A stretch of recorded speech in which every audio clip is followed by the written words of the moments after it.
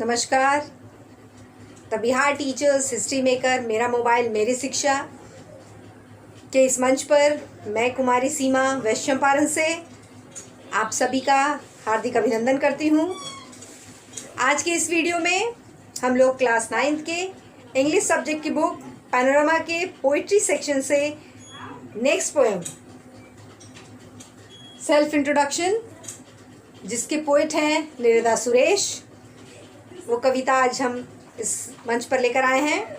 और आज के भी इस वीडियो में हम लोग जानेंगे about the poet, about the poem, difficult words, और साथ ही साथ इस कविता को भी हम लोग पढ़ेंगे। तो चलिए शुरू करते हैं हम लोग। About the poet. About the poet Nirda Suresh, born 1952, is an Indian English poet with over 100 poems to her credit। कि कवि के बारे में हम लोग जाने कि निरदा जो सुरेश हैं उनका जन्म 1952 ईस्वी में हुआ और वो अंग्रेजी साहित्य की कवित्री हैं जिन्होंने 100 से भी अधिक कविताएं लिखी हैं। She has won several prizes for poetry. उन्होंने अपनी कविताओं के लिए बहुत ही पुरस्कार भी जीते हैं, बहुत सारे पुरस्कार जीते हैं। And she has been working as a teacher in Kendriya Vidyalaya, और वे केंद्रीय विद्यालय में एक शिक्षिका के रूप में भी कार्य किया है उन्होंने। एंड अबाउट द पोएम, कि this poem is about the ordinary life of women. ये जो कविता है ये एक साधारण महिला, एक साधारण औरत के ऊपर कविता है। इस कविता में उसका एक चित्रण किया गया है जो हम लोग कविता पढ़ते समय देखेंगे। अभी हम लोग देखते हैं डिफ़िकल्ट वर्ड्स। डिफ़िकल्ट वर्ड्स जो पोएम में है उसको हम लोग जान लेते हैं। क्रिएटिविटी, फर्स्ट है क्रिएटिविटी, इट मीन्स रचनात्मकता। कॉन्फाइंड, इट मीन्स सीमित रहना। जैक्ट्रापोजिंग, इट मीन्स पास पास रखना या व्यवस्थित करके रखना। कारपेट, ऑब्वियसली कालीन। कोरियस का मतलब हुआ कलाकृतियाँ। सेंसिटिविटी यानी अति संवेदनशीलता। डिकार्ड यानी दशक, 10 सालों से। इंट्रैप्ड यानी फंसा हुआ। फ्लैप्स यानी फड़फड़ाता है। कन्वीनियंट यानी सुविधाजनक। डेयर यानी साहस करना, और क्रैक यानी फूटना। ये डिफ़िकल्ट वर्ड्स आपको पोएम में आएंगे जब हम लोग पोएम पढ़ेंगे। तो चलिए शुरू करते हैं हम आज की पोएम, जो हमको हमारी बुक पैनोरमा के पोइट्री सेक्शन में मिलेंगी।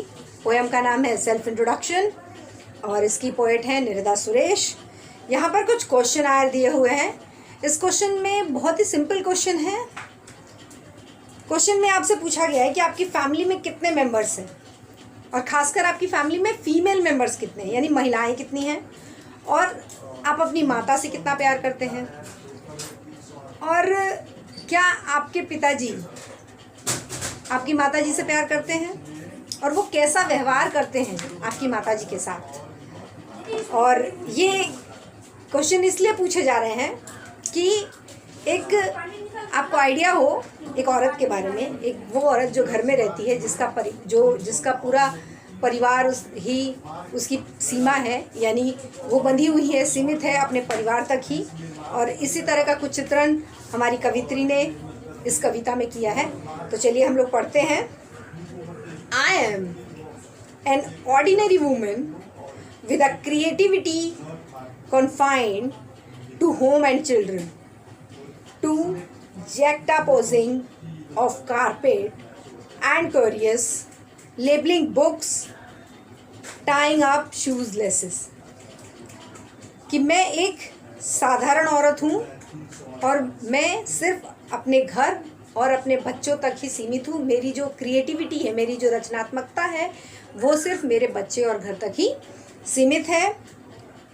साथ ही साथ कालीन को सजाने, सामान को व्यवस्थित करने, कलाकृतियों को व्यवस्थित करने, किताबों पर लेबल चिपकाने और जूतों के फीते बांधने तक ही मेरी पूरी रचनात्मकता सीमित है।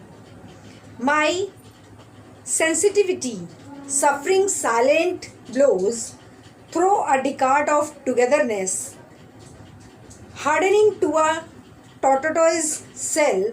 My soul entrapped flaps itself into silence. कि मेरी संवेदनाएं सफरिंग साइलेंस ब्लो बिल्कुल चुपचाप सहती हैं दशकों से मेरे साथ, टुगेदरनेस मेरे साथ मेरी संवेदनाएं दशकों से सहती रहती हैं। कैसे? जैसे कि हार्डनिंग ऑफ टोटोटॉयस शेल, जैसे कि कछुए की सख्त पीठ होती है उसी तरह। और माई सोल इंट्रैप्ड, और मेरी जो सोल है, मेरी जो अंतरात्मा है वो ट्रैप्ड है। इंट्रैप्ड का मतलब फंसी हुई है, और वो उसी एकांत में फड़फड़ाती रहती है। फ्लैप का मतलब फड़फड़ाना, और उसी में वो फड़फड़ाती रहती है। My ordinariness attack to bind me conveniently, यहाँ आप लोगों ने देखा है, conveniently to a home and children, to be made extraordinary perhaps at the cost of few sad dry tears that might dare to check through। कि मेरा जो साधारणपन है वो मेरे बच्चों और मेरे परिवार के साथ साथ सुविधाजनक तरीके से की पर्ची की तरह मुझ पर चिपका हुआ है या सटा हुआ है।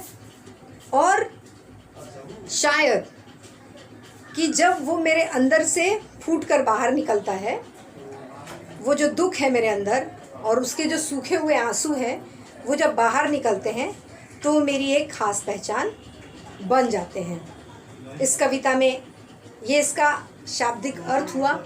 अगर इस कविता की हम फीलिंग को समझें तो इसमें एक औरत की फीलिंग्स को बताया गया है। वो औरत जो अपने घर परिवार तक सीमित है और कहीं ना कहीं उसकी जो संवेदनाएं हैं, उसका जो दुख है वो कहीं व्यक्त नहीं कर पा रही है, और वो आंसू के रूप में उससे बाहर निकलता है।